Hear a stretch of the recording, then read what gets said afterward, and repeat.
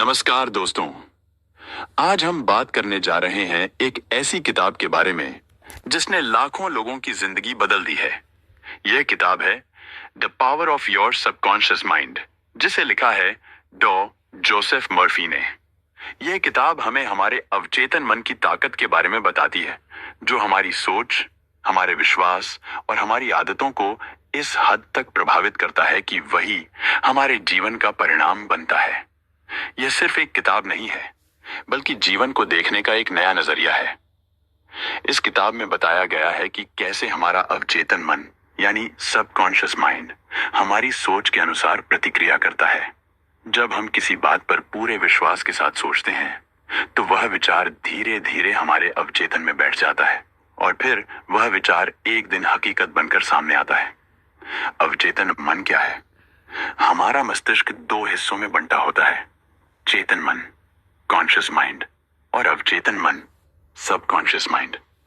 चेतन मन वो होता है जिससे हम जागरूक रहते हैं, जैसे अभी आप जो पढ़ रहे हैं वह आपके चेतन मन में है।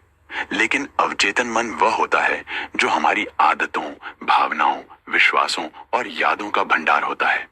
यह मूक सेवक की तरह काम करता है, जैसा आदेश देंगे वैसा ही परिणाम देगा। इस मन में न तो तर्क होता है, न विश्लेषण। यह केवल आदेश मानता है। आप वही बनते हैं जो आप सोचते हैं। अगर आप हमेशा खुद को कमजोर, असफल या गरीब मानते हैं, तो आपका अवचेतन मन उसी दिशा में काम करता है और परिणाम भी वैसे ही देता है। वहीं अगर आप अपने आप को आत्मविश्वासी, सफल और समृद्ध मानते हैं, तो वही विश्वास आपकी हकीकत बन जाता है। इसका मतलब है कि आपकी सोच ही आपकी सच्चाई बनती है। धारणा की शक्ति, पावर ऑफ बिलीफ।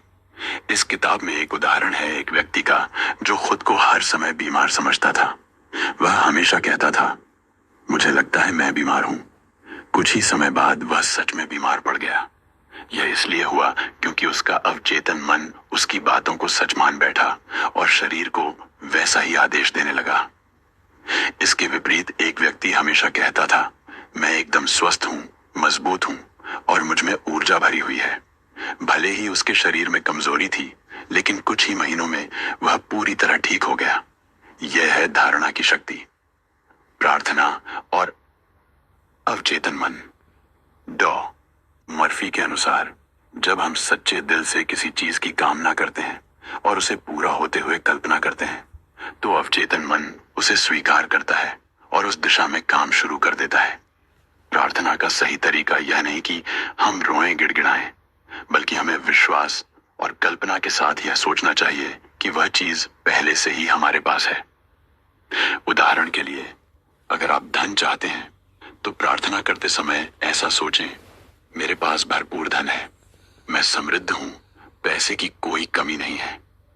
इस तरह की सोच से अवचेतन मन धन को आकर्षित करने लगेगा।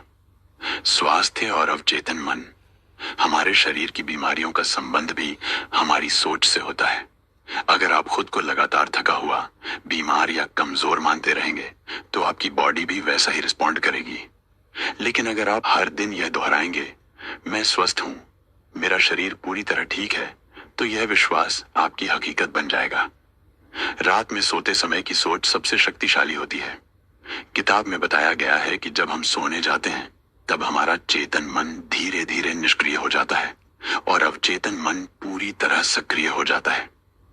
ऐसे में अगर हम पॉजिटिव सोचें, अच्छे विचारों की कल्पना करें, सफलता की भावनाओं को महसूस करें, तो वही विचार हमारे अवचेतन में उतर जाते हैं और वह उसी के अनुरूप कार्य करना शुरू कर देता है। इसलिए हर रात सोने से पहले इन शब्दों को दोहराना बहुत लाभदायक होता है।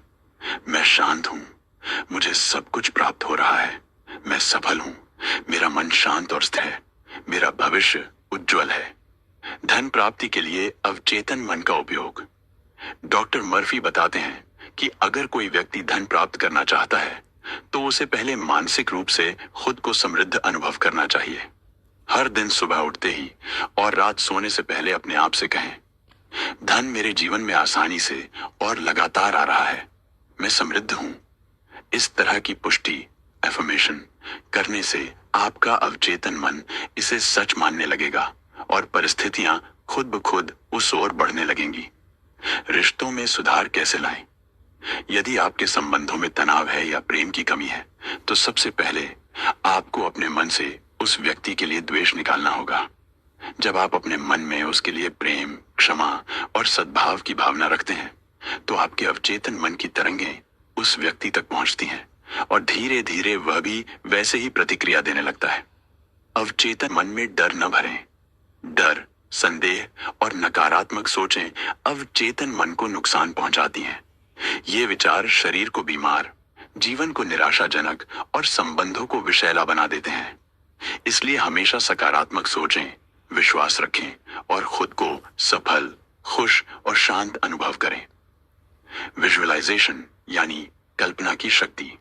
यह किताब कल्पना की शक्ति पर बहुत जोर देती है। जब आप किसी चीज की सजीव कल्पना करते हैं, जैसे वह पहले से आपके पास है, तो वह कल्पना आपके अवचेतन मन तक पहुंचती है और वह उसे सच बनाने के लिए कार्य शुरू कर देता है। चाहे वह घर खरीदने की बात हो, नौकरी पाने की, किसी परीक्षा को पास करने की या रिश्तों में सुधार लाने की, आप जिस चीज की कल्पना करेंगे वह आपके जीवन में आ सकती है। कुछ एफर्मेशंस जो आप रोज दोहरा सकते हैं। 1. मैं पूर्ण रूप से स्वस्थ हूं और मेरे अंदर ऊर्जा भरी हुई है। 2. धन मेरे जीवन में हर दिशा से आ रहा है। 3. मैं हर दिन सफलता की ओर बढ़ रहा हूं। 4. मेरा अवचेतन मन मेरे पक्ष में काम कर रहा है। 5. मैं प्रेम, शांति और संतुलन से भरा हुआ हूं। 6. मैं हर परिस्थिति में सकारात्मक रहता हूं। कर्म और विश्वास का संतुलन। केवल विश्वास करना ही काफी नहीं, उसके अनुसार काम करना भी जरूरी है। जब आप अपने विश्वास को कर्म से जोड़ते हैं, तब चमत्कार होते हैं। जैसे अगर आप सोचते हैं कि आप सफल व्यापारी बनना चाहते हैं, तो आपको न केवल उसका विश्वास रखना होगा, बल्कि उस दिशा में लगातार प्रयास भी करने होंगे। आपका भविष्य आपके हाथ में है। इस किताब का मूल संदेश है, आप जैसा सोचते हैं वैसा ही बन जाते हैं। अगर आप अपने जीवन को बेहतर बनाना चाहते हैं, तो अपने विचारों को नियंत्रित करें। अपने अवचेतन मन में अच्छे बीज बोइए, सफलता, प्रेम, समृद्धि, स्वास्थ्य और शांति के। फिर देखिए कैसे आपका जीवन बदलने लगता है। निष्कर्ष, डॉ जोसेफ मर्फी की यह किताब हमें सिखाती है कि हमारे जीवन की चाबी हमारे ही हाथों में है। हमारा अवचेतन मन हर पल हमारे विचारों को सुन रहा है, इसलिए उसे वही दीजिए जो आप अपने जीवन में चाहते हैं। सकारात्मक सोचें, विश्वास रखें, अच्छे शब्द बोलें और अच्छे कर्म करें। आपकी जिंदगी वैसे ही ढल जाएगी। अगर आपको यह सारांश पसंद आया हो और आप ऐसे ही जीवन बदलने वाले कंटेंट चाहते हैं, तो चैनल को जरूर सब्सक्राइब करें और इस वीडियो को लाइक और शेयर करना न भूलें। धन्यवाद दोस्तों।